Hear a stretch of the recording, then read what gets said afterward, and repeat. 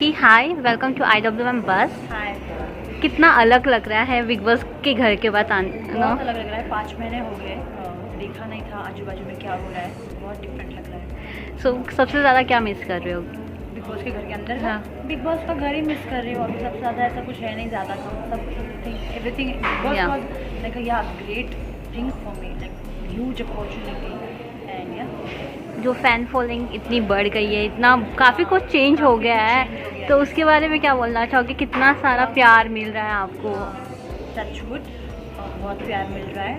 I am thankful to all my Yeah. Fans. I love them and बहुत खुशी हो रही है कि वो Yeah. मुझे इतना प्यार कर रहे हैं। जैसी मैं हूँ वैसे हूँ, उन लोगों ने मुझे एक्सेप्ट कर लिया है। Thank you for that.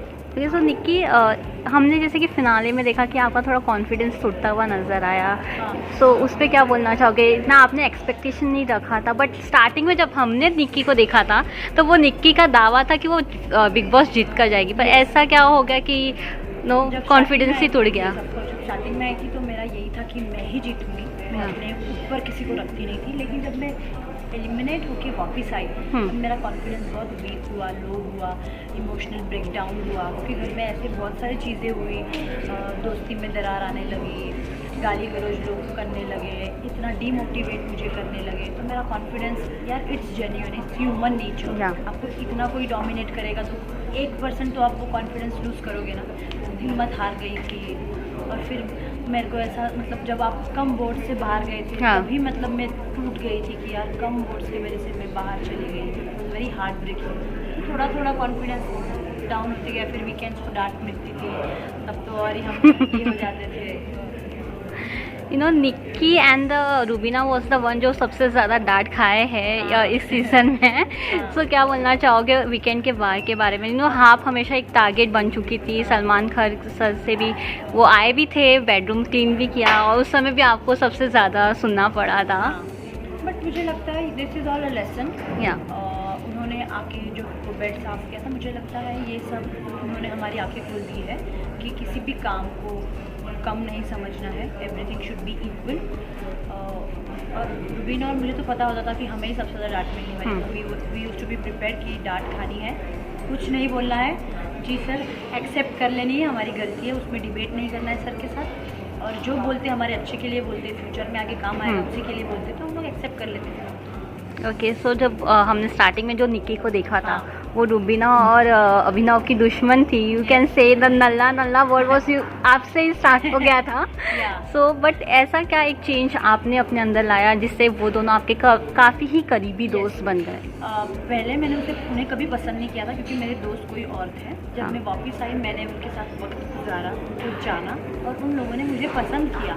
हालांकि वो मुझे हमेशा अप्रिशिएट करते थे, पसंद करते थे, बट मैं जो उनको टारगेट करती थी कभी कभी, वो उनको पसंद नहीं आता था। जब मैं वापस आई उनके साथ मैंने वक्त गुजारा तो उन्होंने मुझे कहा कि हमें तू पहले से ही पसंद थी, लेकिन क्योंकि तू हमें नल्ला नल्ला कहती थी हम लोग कभी दोस्त नहीं बन पाए। तो फिर एक साथ बैठने के बाद, टाइम स्पेंड करने के बाद हमारी बॉन्डिंग अच्छी हुई और हम दोस्त बन गए। पर लोगों को लगा कि राहुल और आपकी दोस्ती काफ़ी आगे तक जाएगी, बट लेकिन क्या होता है ना, घर के अंदर माहौल बहुत अजीब होता है। आप लोग 1 घंटा देखते हो, 1 घंटा पूरा दिन का होता है, लेकिन सब कुछ नहीं दिखा सकते। इतना नेगेटिविटी हो गया था एक टाइम के अंदर। राहुल को भी इतनी सपोर्ट की ज़रूरत लग रही थी। He was asking for everything कि तूने नॉमिनेट तो नहीं किया, ये तो नहीं किया। तो वो दोस्ती में फिर क्वेश्चनिंग आ रही थी मेरी तरफ से। मुझे पूछता था तो मुझे क्या बचाएगी, क्या तुम मुझे नॉमिनेट करेगी। और मैंने कभी उसको डिच नहीं किया फ्रेंडशिप में, मैंने जेन्युइनली कभी नहीं किया। हालांकि उसने मुझे 2 बार नॉमिनेट किया था, तो वो बहुत मेरे लिए हार्ट ब्रेकिंग था। तो फिर या उससे इतनी बन नहीं पाई जितनी मेरी रुबीना और रवीना से।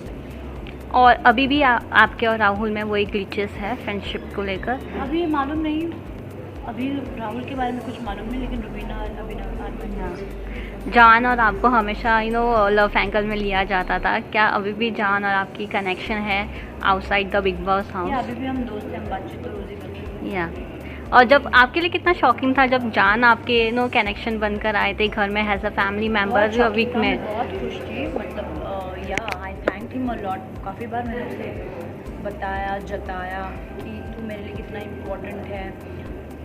उनका वक्त उन्होंने मुझे दिया, काम छोड़ के ही came for me. I feel very thankful. जो लास्ट फिनाले में जब बजर बजने वाला, हाँ। चुप हो गई कुछ सेकंड की, सेकेंड्स की देरी होने के कारण आप नो वो कैश अमाउंट नहीं लेकर, But उसका मुझे कुछ आपको गिल्ट है? गिल्ट बिल्कुल भी नहीं है। खुशी इस बात की है कि टॉप 3 में पहुंची। अगर मैं बजर मेरा पहला दब जाता और मैं बैग लेके अगर रवाना होती तो मुझे समझ नहीं आता कि कितने लोगों ने मुझे प्यार किया और मुझे टॉप 3 में पहुंचाया। Okay, so I have lastly I want to know आपका जो फैशन स्टाइल है, हाँ। आप किससे इंस्पायर हुई हो और आपको क्या इंस्पायर हमेशा करता रहता है फैशन को लेकर?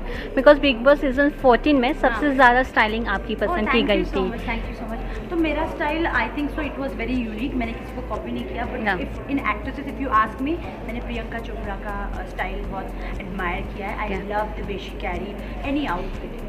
Any dream look you want to carry? कुछ ऐसा है सपना जो आपको एक लुक? अपना I like Rihanna and Beyonce का जो भी वो पहनते हैं ना, लाइक हैवी आउटफिट्स जो रेड कार्पेट का केस में वो पहनते हैं, तो वैसा मुझे कुछ ट्राई करना है। Any Bollywood projects? Yes, but अभी डिस्क्लोज नहीं करूँगी। Okay, thank you so much and all the best. Thank you.